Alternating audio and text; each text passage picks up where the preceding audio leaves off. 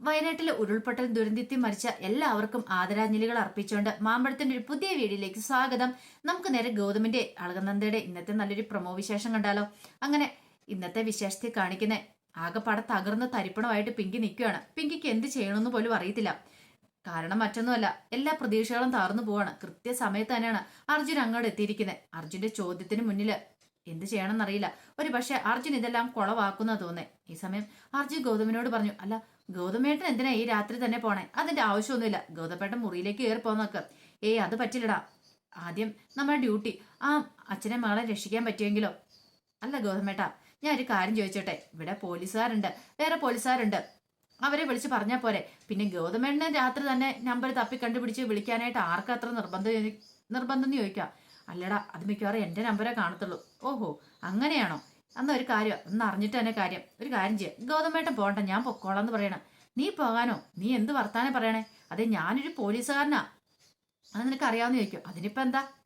ഗൗതമേട്ടൻ പോലീസുകാരനാണെങ്കിൽ ഇപ്പം ഗൗതമേട്ടൻ പോലീസ് യൂണിഫോമിലല്ലല്ലോ നിൽക്കുന്നേ, അതുകൊണ്ട് കുഴപ്പമൊന്നുമില്ല. പിന്നെ ഞാനൊരു പട്ടാളക്കാരനായിരുന്നു, പക്ഷെ ഇപ്പോഴല്ല എന്നും വെച്ചോണ്ട് എനിക്ക് അവിടെ പോയി കാര്യങ്ങളൊക്കെ ഒന്ന് അന്വേഷിക്കുന്നതിന് കുഴപ്പമൊന്നുമില്ല. എടാ, എന്നാലും ശരിയാവത്തൊന്നുമില്ല. ഈ സമയം പിങ്കി പറഞ്ഞു, അർജുൻ നീ എന്തൊക്കെയാ പറയണേ?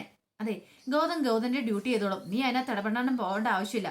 ഓ, അതൊക്കെ പറയാൻ നിനക്കെന്താ എത്ര ഉത്സാഹം? അതെ, ഇത് ഇവരുടെ ആദ്യരാത്രിയാ, ഒരിടത്തേക്കും പോകുന്നില്ല. ഗൗതമേട്ടൻ ചെന്നില്ലെന്നോർത്ത് അവിടെ ഒന്നും സംഭവിക്കാനും പോകുന്നില്ല. ഞാൻ അങ്ങോട്ട് പോയാൽ ഞാൻ നോക്കിക്കോളാം കാര്യങ്ങളൊക്കെ. എനിക്ക് അത്യാവശ്യം കാര്യങ്ങളൊക്കെ അറിയാം. ഒന്നുമല്ലെങ്കിൽ ഞാനൊരു പട്ടാളക്കാരനല്ലേ. പിന്നെ എത്രമാത്രം എന്നെ അധിക്ഷേപിക്കേണ്ട കാര്യമില്ല.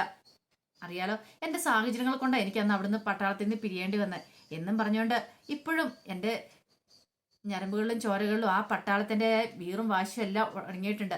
അതുകൊണ്ട് എനിക്കൊരു ഇതിന് പുറകെ പോവുകയാണെങ്കിൽ എനിക്കറിയാം അവന്മാരെ കൈകാര്യം ചെയ്യാനായിട്ട്. കുറെ ആഭാസന്മാർ ചേർന്നിട്ടാണെങ്കിൽ ആ പെൺകുട്ടിയെ ശല്യം ചെയ്യുന്നെങ്കിൽ അവന്മാരെ അടിച്ചൊതുക്കാനൊക്കെ ആയിട്ടുള്ള ആരോഗ്യം എനിക്ക് ഇന്നും ഉണ്ടെന്ന് പറയാം. ഇത് കേട്ടതും പിങ്കിക്ക് വല്ലതും പറയാൻ പറ്റുമോ? പിങ്കി ആ പടം വല്ലാത്തൊരു അവസ്ഥയിൽ നിൽക്കുക. അപ്പൊ നന്ദ പറഞ്ഞു, ശരി അർജുൻ പറഞ്ഞേ, അർജുൻ ചെല്ലട്ടെ. എന്തേലും കാര്യം ഉണ്ടെങ്കിൽ ഗൗതമേട്ടനെ വിളിച്ചാൽ മതിയല്ലോ.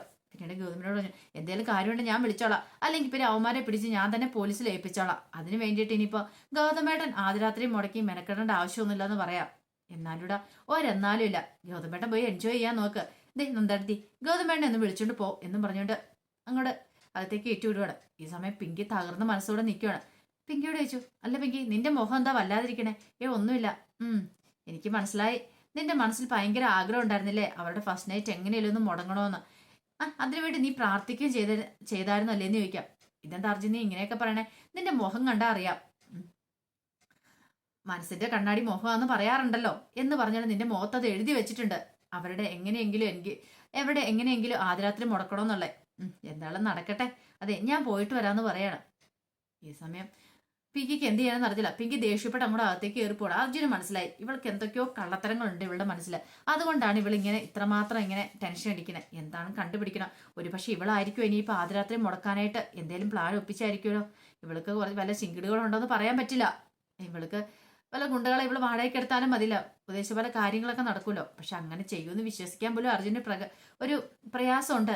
കാരണം തന്റെ ഭാര്യയാണ്, അങ്ങനെ അവിശ്വസിക്കാൻ കൊള്ളാത്തതാണ്. പക്ഷെ ഇവളുടെ സ്വഭാവം വെച്ച് ഇവൾ അതല്ല അതിലപ്പുറം ചെയ്യുന്ന അർജുന് നന്നായിട്ട് അറിയാം. ഈ സമയത്ത് അകത്തേക്ക് പോയ നന്ദയുടെ കയ്യിലേക്ക് ഗൗതം കയറി പിടിക്കുകയാണ്. എന്താന്ന് ചോദിക്കണം. അല്ല അർജുൻ വന്നില്ലായിരുന്നു എന്താ? ഗൗതമേട്ടൻ പോയാനോ? അല്ല, ഇതൊക്കെ ഗൗതമേട്ടൻ ഇപ്പൊ നോക്കേണ്ട ആവശ്യമുണ്ടോ? ഞാൻ പറഞ്ഞില്ലേ. അല്ല, അർജുൻ പോയി അതൊക്കെ നോക്കിയിട്ട് വന്നോളും. ഗൗതമേട്ടൻ എന്നാ ടെൻഷൻ അടിക്കണേ? അത് മാത്രമല്ല, വേറെ പോലീസുകാരുണ്ടല്ലോ, എന്തെങ്കിലും കാര്യം ഉണ്ടെങ്കിൽ അർജുൻ അവരെ വിളിച്ചോളും. പിന്നെ ഗൗതമേട്ടൻ ഇന്ന് പോകേണ്ട ആവശ്യമില്ല. വല്യമ്മയുടെ ഉത്തരവ് അത് മറന്നു എന്ന് ചോദിക്കുക. അതൊക്കെ എനിക്കറിയാം, എന്നാലും എനിക്കൊരു ടെൻഷൻ. എന്ത് ടെൻഷൻ? ഒന്നും മിണ്ടായിരിക്കണുണ്ടോ? പിന്നീട് ഗൗതം അങ്ങോട്ട് ബെഡിലേക്ക് പോയി ഇരിക്കുകയാണ്. നന്ദേനെ അവിടെ പിടിച്ചിരുത്തി അവർ രണ്ടുപേരും കണ്ണി നോക്കിയിരിക്കുക. ഗൗതം പറഞ്ഞു, ആദ്യമായിട്ട് ഞാൻ നിന്നെ കണ്ടു കഴിഞ്ഞപ്പോൾ എന്റെ മനസ്സിൽ നിന്നോടൊരു ഇഷ്ടമോ കാര്യങ്ങളോ ഒന്നും ഉണ്ടായിരുന്നില്ല. നിന്റെ അച്ഛന്റെ ആഗ്രഹം അത് നിറവേറ്റാൻ വേണ്ടിയാണ് ഞാൻ നിന്റെ കഴുത്തിൽ താലി ആർത്തിയത്. പക്ഷെ പിന്നീട് എപ്പോഴും ഞാൻ നിന്നെ ഇഷ്ടപ്പെട്ടു പോയി. അറിയാതെ എന്റെ മനസ്സിൽ നീ എന്നുള്ള ഒരു ഇഷ്ടം കടന്നുകൂടുകയായിരുന്നു. അറിയാലോ നിനക്ക്, ഞാൻ പ്രത്യേകിച്ച് പറയേണ്ട ആവശ്യമില്ലെന്ന് പറയാം. അറിയാവുന്ന മട്ടില് ഒരു നാണത്തോടെ തലകുലുക്കുവാണ് നന്ദ. പക്ഷേങ്കിൽ ഈ സമയത്ത് ആകെപ്പാടെ തകർന്ന മനസ്സോട് എന്ത് ചെയ്യണം നടത്തില്ല. അത് പിങ്കി നിൽക്കുക. പിങ്കിക്ക് സമനില തെറ്റുന്ന പോലെ തോന്നി. ഇതങ്ങനെ വെറുതെ വിട്ടിട്ട് കാര്യമില്ല. തന്റെ പ്ലാനൊക്കെ പൊളിഞ്ഞു. ഇനിയിപ്പോ പ്ലാൻ പൊളിഞ്ഞ സ്ഥിതിക്ക് ഇനി വേറൊരു പ്ലാൻ തയ്യാറാക്കേണ്ടിയിരിക്കുന്നു. ഇന്ന് എന്തായാലും ചെറിയ രീതിയിൽ പ്ലാൻ ഒപ്പിക്കാം. നാളെ പിന്നെ പുഷ്പനെയും കൂടെ വിളിപ്പിച്ചിട്ട് എന്തേലും കാര്യമായിട്ട് ചെയ്തില്ലെങ്കിൽ ശരിയാവത്തില്ല. തന്റെ ജീവിതം താർന്നു പോകും. ഇത്രയും കാലം താൻ സ്വപ്നം കണ്ടെല്ലാം വെറുതെ ആയിപ്പോ. ആകപ്പാടെ ഭ്രാന്ത് പിടിക്കുന്ന അവസ്ഥയായിപ്പോയി പിങ്കിക്ക്. എന്ത് ചെയ്യണമെന്ന് അറിയത്തില്ലാത്തൊരവസ്ഥ.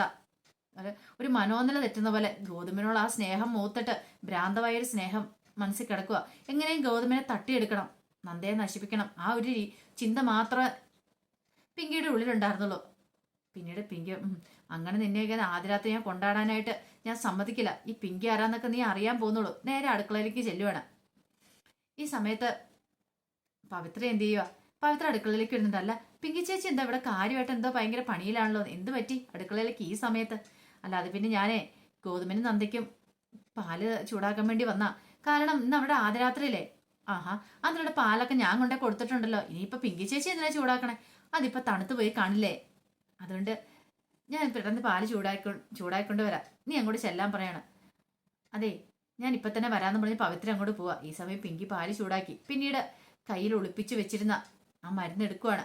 ആ മയക്കുമരുന്ന് എടുക്കണം. മയക്കുമരുന്ന് പറഞ്ഞാൽ മയങ്ങാനുള്ള പൊടി. ഇത് കഴിച്ചിട്ടുണ്ടെങ്കിൽ അവൾ ഇനി ഒരു 12 മണിക്കൂർ നേരത്തെങ്കിലും എഴുന്നേക്കുമല്ല. നല്ല ഉറക്കമായിരിക്കും. നല്ല മയങ്ങി കിടന്നോളൂ. അവിടെ ഒരു ബോധവും കാണത്തില്ല. രണ്ടുപേരും കൂടെ അവിടെ ഉറങ്ങി കിടക്കട്ടെ, അതാണ് തനിക്ക് വേണ്ടതും. അങ്ങനെ അത് പൊടിയും കൂടെ കലക്കുവാണ്. ക്രൂരമായ ചിന്തകളാണ് പിങ്കിയുടെ മനസ്സിലുണ്ടാകുന്നേ. അങ്ങനെ പൊടിയായിട്ട് കലയെക്കൊണ്ട് വന്നു കഴിയുമ്പോൾ പിങ്കി മനസ്സിലെടുത്തു, ഒരു പക്ഷെ താനിത് കൊണ്ടേ കൊടുത്തിട്ടുണ്ടെങ്കിൽ അവർക്ക് എന്തെങ്കിലും സംശയം തോന്നിയാലോ. നാളെ മിക്കവാറും തന്നെ സംശയിക്കും. അത് പാടില്ല. അതുകൊണ്ട് പവിത്രയുടെ കയ്യിൽ തന്നെ കൊണ്ടേ കൊടുക്കാം. പവിത്രയാണ് ഇതിന് ഏറ്റവും ബെറ്റർ ആള്. അങ്ങനെ പവിത്രയുടെ കയ്യിൽ കൊടുത്തു വിടാന്ന് ഓർത്തുകൊണ്ട് പിങ്കി അങ്ങോട്ട് ചെല്ലുവാണ്. പിന്നീട് പവിത്രയോട് പറഞ്ഞു, അല്ല നീ ഇത് അങ്ങോട്ട് കൊണ്ടേ കൊടുത്തേക്കാന്ന് ചോദിക്കുക. അതെന്താ പിങ്കി ചേച്ചിക്ക് കൊണ്ടേ കൊടുത്താലോ? ഞാൻ ചെല്ലുന്നത് ശരിയാവത്തില്ല, നിനക്കറിയാലോ. ശരി ശരി എന്നും പറഞ്ഞ് പവിത്ര മേടിച്ചോണ്ട് ആ ഗ്ലാസ്സുമായിട്ട് അങ്ങോട്ട് ചെല്ലുക. ഈ സമയത്ത് അകത്താണെങ്കിലോ ഗൗതവും നന്ദയും പ്രണയിച്ചോണ്ടിരിക്കുക. കുറെ കാലങ്ങൾക്ക് ശേഷം അവർ തമ്മിലുള്ള പ്രണയം അങ്ങനെ ഇത്രയും കാലം ഉള്ളിലുണ്ടായിരുന്നെങ്കിലും അതൊന്നും പുറത്ത് പ്രകടിപ്പിച്ചിരുന്നില്ല. പരസ്പരം ഇഷ്ടമുണ്ടായിരുന്നെങ്കിലും പിങ്കിയുടെ പ്രശ്നം, അർജുന്റെ പ്രശ്നം ഒന്ന് മാറി ഓരോരോ പ്രശ്നങ്ങളായിരുന്നു. അവർക്ക് ഇതുവരെ ആയിട്ടും ഭാര്യ ഭർത്താക്കന്മാരാൻ കഴിഞ്ഞിരുന്നില്ല. അങ്ങനെ ആ ശാന്തി മുഹൂർത്തം നടക്കുവാണ്. അപ്പൊ അവരങ്ങനെ അകത്ത് സല്ലപിച്ചുകൊണ്ടിരിക്കുന്ന സമയത്ത് പവിത്ര വന്ന് പാല് കൊടുക്കാൻ ഡോറെ മുട്ടാൻ തുടങ്ങുന്നത്. പക്ഷെ മുട്ടാൻ തുടങ്ങിയ പവിത്രയ്ക്ക് തോന്നി, അയ്യോ അകത്ത് അവരെ നല്ല മുള്ളാൻ തോന്നുന്നു, പ്രണയിച്ചുകൊണ്ടിരിക്കുവാൻ തോന്നുന്നത്. ഈ സമയത്ത് താൻ വിളിക്കുന്ന മോശമല്ലേ, വെറുതെ എന്തിനാ ശല്യം ചെയ്യുന്നത്? പവിത്രയുടെ സ്വഭാവത്തിൽ വെച്ച് മാറ്റമൊക്കെ വന്നിട്ടുണ്ട്. വേണ്ട, കട്ടറും പാവണ്ട, പാലല്ലേ അത് കുഴപ്പമില്ല, പാല് മുമ്പേ കൊടുത്തിട്ടുണ്ട്. ഇനിയിപ്പോൾ പാല് കുടിച്ചില്ല എന്നോർത്ത് ഇപ്പോൾ വലിയ പ്രത്യേകിച്ചൊന്നും സംഭവിക്കാനൊന്നും പോകുന്നില്ല. ഇത് തനിക്ക് കുടിക്കാം. ഇനിയിപ്പോൾ പിങ്കി ചേച്ചി വന്ന് ചോദിക്കുക, കൊടുത്തെന്നങ്ങ് പറഞ്ഞാൽ മതിയല്ലോ, പ്രത്യേകിച്ചൊന്നും പറ്റാനൊന്നും പോകുന്നില്ല. എന്ത് ചെയ്യണം? പവിത്ര ഒറ്റ വലിക്ക് അങ്ങോട്ട് പാലും കൂടെ കുടിക്കുവാണ്. കൊള്ളാം, ഇത് മതി എന്ന് പറഞ്ഞ് നേരെ അടുക്കളയിൽ കൊണ്ട് ഗ്ലാസും കഴുകി വെച്ച് അങ്ങോട്ട് പോവാണ്. ഈ സമയത്ത് പിങ്കി മനക്കോട്ട കെട്ടിക്കൊണ്ടിരിക്കുക. അധികം വൈകാതെ തന്നെ രണ്ടുപേരും കൂടെ അവിടെ കിടന്ന് കൂർക്കം വലിച്ച് കിടന്ന് ഉറങ്ങുന്ന കാണാം. ഈ പിങ്കിയോടെ കളി ഒരു കാരണവശാലും നന്ദയും ഗൗതവും ഒന്നും പാടില്ല. നന്ദയുടെ മനസ്സിൽ നല്ല പ്രതീക്ഷകളൊക്കെ ആയിരിക്കും. ഇന്നത്തോടു കൂടി നീ തീർന്നടേ, നിനക്കൊരിക്കലും ഇനി ഗൗതവുമായിട്ട് ആദ്യരാത്രി ആഘോഷിക്കാനായിട്ട് കഴിയില്ല. ഈ പിങ്കിയാ പറയണേ എന്നും പറഞ്ഞ് പിങ്കി മനസ്സിൽ പറയാം. ഈ സമയത്ത് അർജുൻ എന്ത് ചെയ്യുക? അർജുൻ നേരെ ഗൗതം കൊടുത്ത അഡ്രസ്സൊക്കെ അന്വേഷിച്ച് അങ്ങ് തപ്പിക്കണ്ടുകൂടി ചെല്ലുവാണ്. അപ്പം ഗൗതത്തിന്റെ കയ്യിൽ നിന്ന് അഡ്രസ്സൊക്കെ വാങ്ങിച്ചിട്ടുണ്ടായിരുന്നു അർജുന്. കാരണം ഒരു പെൺകുട്ടിയാ, അവളുടെ ജീവനെ രക്ഷിക്കാൻ പറ്റുമെങ്കിൽ, അവരുടെ ജീവൻ രക്ഷിക്കാൻ പറ്റുമെങ്കിൽ നല്ല കാര്യമല്ലേ. അങ്ങനെ അഡ്രസ്സ് തപ്പി കണ്ടുപിടിച്ച് അങ്ങോട്ട് ചെല്ലുവാണ്. അവിടെ ചെന്ന് കോളിംഗ് ബെൽ അടിച്ചു കഴിഞ്ഞിട്ട് ആരും വന്ന് കഥക് തുറന്നില്ല. പക്ഷെ അർജുൻ ഓർത്തത് എന്ത് പറ്റി, ആരും വന്ന് കഥക് തുറക്കാത്തെ? കുറെ സമയം ബില്ലടിച്ചിട്ടൊന്നും ഒരു പ്രതികരണം ഉണ്ടായില്ല. ഇനിയിപ്പോൾ ഗൗതമേട്ടൻ ഇനിയിപ്പം മാറിപ്പോയതായിരിക്കോ? പിന്നീട് അർജുന് ചില സംശയങ്ങളൊക്കെ തോന്നി. ആരെങ്കിലും മനഃപൂർവ്വം പറ്റിക്കാനായിട്ട് കാണിച്ചു കൂട്ടിയതാണെങ്കിലോ?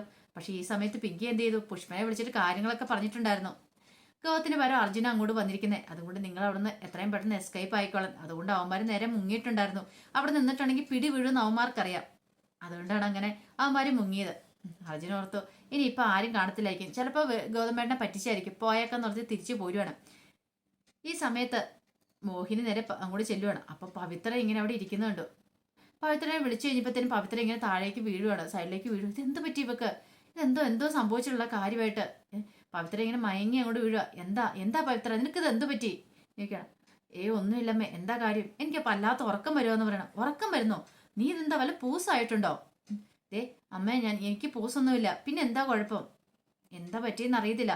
അല്ല നീ എന്തേലും വേറെ മദ്യം എന്തേലും കുടിച്ചോന്ന് ചോദിക്കുക. മദ്യം കുടിക്കാനോ? ഞാൻ മദ്യം കുടിച്ചൊന്നുമില്ല. ആകെ പാടാ പിങ്കി ചേച്ചി എന്ന പാല് മാത്രമേ കുടിച്ചുള്ളൂ. പിങ്കി പാല് തന്നോ?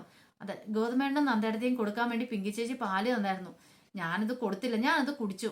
എനിക്ക് ഉറക്കം വരുന്നവേ, ഞാൻ കിടന്നൊന്ന് ഉറങ്ങട്ടെ എന്ന് പറഞ്ഞുകൊണ്ട് അങ്ങോട്ട് മയങ്ങി വീഴുവാണ്. ഇത് കിടന്ന് മോഹിനി ഓടി അടുക്കളയിലേക്ക് വരുവാണ്. അടുക്കളയിലേക്ക് വന്നിട്ട് ലക്ഷ്മിയമ്മയോട് പറഞ്ഞു, ലക്ഷ്മിയമ്മേ എന്ത് പറ്റിയെന്ന് അറിയത്തില്ല, പവിത്രയ്ക്ക് വല്ലാത്തൊരു മയക്കം എന്ന് പറയണം. മയക്കം എന്ത് പറ്റി, എന്താണെന്ന് അറിയത്തില്ല. അതെ, പാല് കുടിച്ചെന്നോ അങ്ങനെ എന്തൊക്കെയോ പറയുന്നുണ്ടെന്ന് പറയണം. പാല് കുടിച്ചെന്നോ? അതെ, പിങ്കി കൊടുത്ത പാല് കുടിച്ചെന്നൊക്കെ പറയണു. ഈ സമയത്ത് ഇത് കേട്ടിട്ട് അപ്പുറത്ത് നിന്ന് പിങ്കി ഒരു നിമിഷം ഞെട്ടിത്തെറിച്ചു പോയി. എന്റെ ഭഗവാനെ, ഇത് അവളാണോ കുടിച്ചത്? താൻ അവർക്ക് കലയിൽ കൂടെ കൊടുത്ത സാധനം ഇവളാണോ കുടിച്ചതെന്നൊരു ചിന്ത ഉണ്ടാകുന്നുണ്ട്. പെട്ടെന്ന് പിങ്കി അങ്ങോട്ട് വരുവാണ്. വന്നിട്ട് ചോദിച്ചു, അല്ല ചെറിയമ്മ എന്താ പറഞ്ഞേ? പവിത്രയുടെ കാര്യം എന്തോ പറയുന്ന കേട്ടെ. ദേ, നീ എന്തോ പാല് കലക്കി കൊടുത്തെന്ന് പറഞ്ഞു. ഞാൻ പാല് കലക്കി കൊടുത്തു? ആർക്ക്? ഞാൻ അതിന് പവിത്രയ്ക്ക് പാലൊന്നും കൊടുത്തിട്ടില്ല. ഞാൻ കൊടുത്തത് നന്ദയ്ക്കും ഗോതത്തിനുമാ. ഈ സമയം ലക്ഷ്മി അമ്മ സത്യം പറഞ്ഞെങ്കിൽ നീ അതിനകത്ത് എന്തെങ്കിലും ചേർത്താരെന്ന് ചോദിക്കുക. എന്ത് ചേർക്കാനായിട്ട്? അല്ലെങ്കിൽ പിന്നെ പവിത്ര ഇങ്ങനെ മയങ്ങി വീണെന്ന് ചോദിക്കുക. അല്ല, അത് പിന്നെ ഞാൻ സത്യം പറഞ്ഞു. നീ ശരിക്കും നന്ദയുടെയും ഗൗതത്തിന്റെ ആദ്യരാത്രി മുടക്കാൻ വേണ്ടി കളിച്ച നാടകമല്ലേന്ന് ചോദിക്കുകയാണ്. ഇത് കേട്ടതും എന്ത് മറുപടി പറയാമെന്ന് അറിയത്തില്ല. അത് പിങ്കി നിൽക്കുകയാണ്. അപ്പൊ അതിന്റെ വിശേഷങ്ങളൊക്കെയാണ് നമ്മൾ കാണുന്നത്. അപ്പൊ അതിന്റെ ഫുൾ വിശേഷം വന്നു കഴിയുമ്പോൾ അത് എത്ര സമയം താമസിച്ചാണ് ഞാൻ അപ്ലോഡ് ചെയ്യാട്ടോ. ചിലപ്പോൾ ഒരു ഉച്ച കഴിയുമ്പോഴത്തേനും വരുമ്പോഴത്തേനും. അപ്പൊ ആ വിശേഷങ്ങളൊക്കെ നമുക്ക് എല്ലാവർക്കും കാത്തിരിക്കാട്ടോ. ഒരിക്കൽ കൂടി എല്ലാവർക്കും നല്ലൊരു ദിവസം ആശംസിച്ചു നിർത്തുന്നു. നന്ദി.